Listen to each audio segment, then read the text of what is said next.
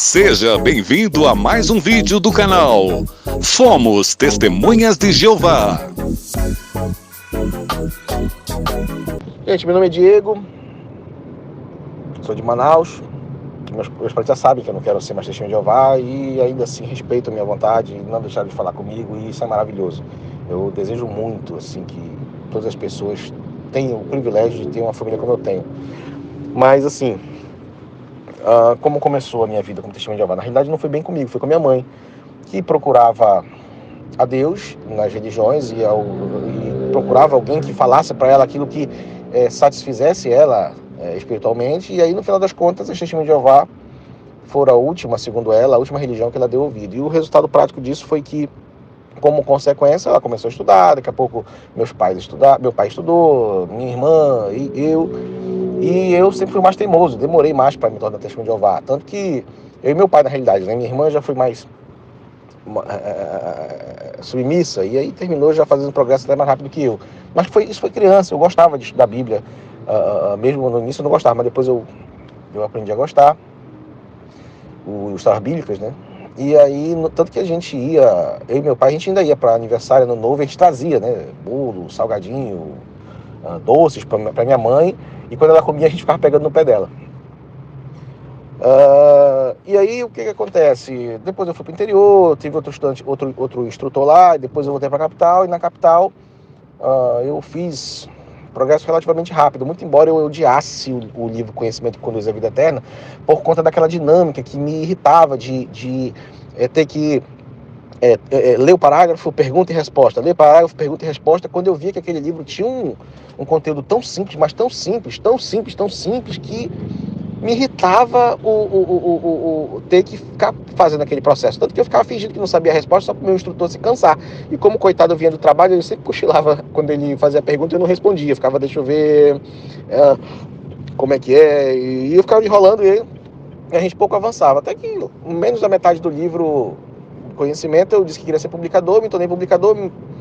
E ali no Congresso Caminho de Deus para a Vida, que eu não lembro se foi em 94 ou foi em 98, acho que foi em 98, eu me batizei junto com meus pais e uma penca de jovens da congregação. Inclusive eu me batizei por causa desses jovens, né? Porque por mais que eu não gostasse de opção do reino, por mais que eu fosse meio que à força, com o tempo eu fui me desarmando na medida em que eu fui conhecendo pessoas.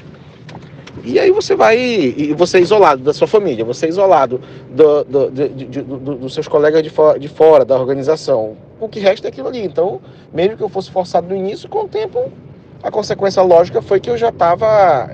Eu me identifiquei com algumas pessoas, e aí eu vi que estava todo mundo querendo se batizar, eu terminei me batizando.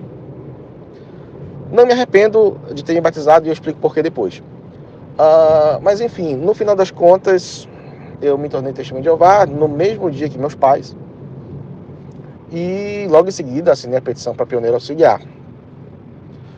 O problema, aí passou pouco tempo, já fui assinando para pioneiro regular. E o problema é que eu passei que era um mini vestibular que chamava, para a Escola Técnica Federal do Amazonas. E aí lá a escola era longe pra caramba da minha casa, e eu tinha que pegar 2 ônibus para chegar lá. Imagina, eu tinha acabado de assinar a petição de pioneiro regular, e aí para poder dar as horas, acho que na época, se não me engano, era 70, e aí eu tinha que acordar 4 horas da manhã, pegar um ônibus 4h30, todo mundo dormindo dentro do ônibus, e eu querendo incomodar as pessoas, os coitados que estavam indo trabalhar. Chegava no terminal de ônibus, ficava distribuindo folheto, né, tratado, para quem não conhece, e depois eu ia para a escola. Eu não aguentei essa rotina nem 6 meses. E aí eu entreguei a responsabilidade. Eu não falo privilégio porque eu estou tentando me desintoxicar, porque de privilégio não tem nada, né? Mas é muito trabalho e dor de cabeça. E aí, no final das contas, eu fui fazendo amizades no colégio, e aí, logicamente, com pessoas de fora da organização, e fui vendo que havia pessoas boas fora, porque eu nunca fui um jovem de dar trabalho, eu nunca fui de beber, nunca fui de me drogar, casei virgem, mas eu queria ter uma vida de jovem. Imagina, você não vai para para aniversário, você não vai para lugar nenhum, enfim, você não tem amizade. E eu só queria ir na casa dos meus colegas, eu queria jogar videogame, eu queria ter uma vida, eu queria ser jovem, eu queria viver, eu queria passar minha adolescência e dizer bem assim, pô, eu curti, eu fiz amizades, conheci pessoas legais. E aí o que aconteceu? Eu comecei a mentir, né? E eu me tornei um excelente mentiroso. E assim, antes de falar de como eu utilizava a mentira para viver, eu gostaria de contar um pouco de um período logo depois que eu me batizei, que foram duas situações que marcaram muito a minha vida. E eu carreguei por muito tempo isso. Muito embora tenha incomodado, mas marcou muito. Uma delas foi quando logo depois que eu me batizei, eu estava super espiritual, comecei a ler a Bíblia toda. Eu não terminei, eu só vi terminar anos depois. Mas enfim, quando eu lendo os evangelhos, eu percebi que havia uma incongruência naquela questão relativa à saída de Judas da ceia.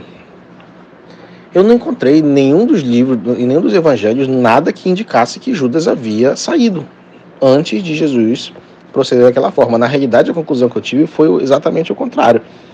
E aí, naquela hora, eu entrei naquela crise existencial e pensei assim, não, isso é Satanás querendo me causar dúvidas, e aí isso vai destruir minha fé. Eu vou fazer o seguinte, eu vou confiar que Jeová vai me responder isso no futuro. Jeová já tinha me respondido. Eu estava ali agindo já sob doutrinação. E o segundo aspecto foi, pouco depois que me batizei, teve um determinado evento.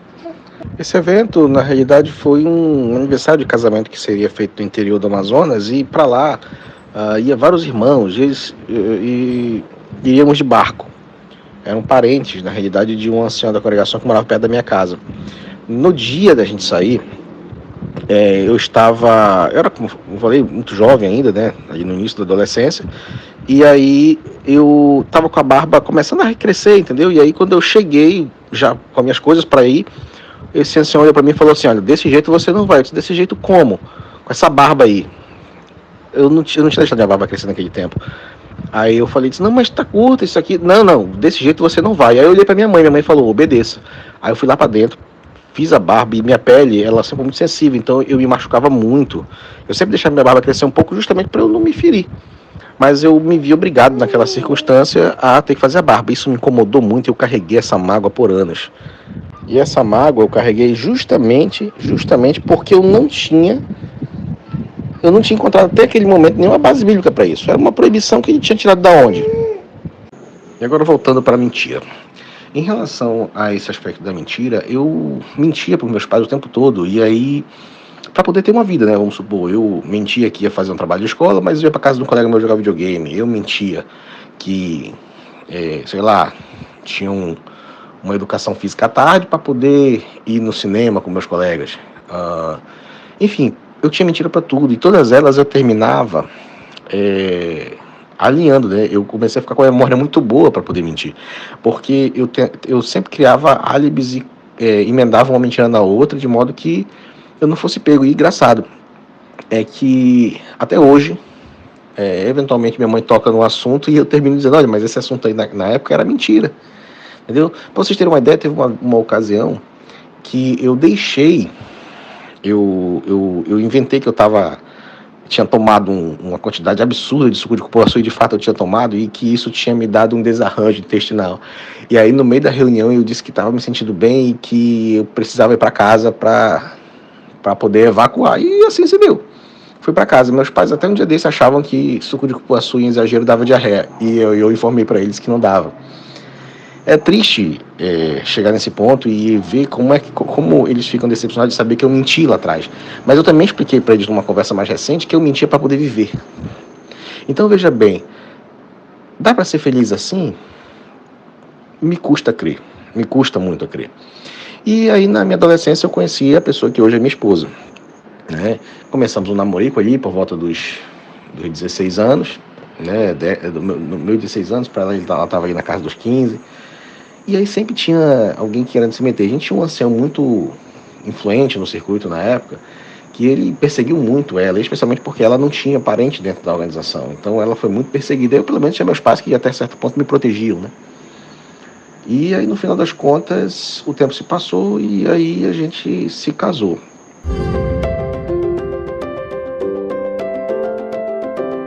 Inscreva-se no canal, deixe o seu like, compartilhe o vídeo, faça a sua parte para ajudar outros.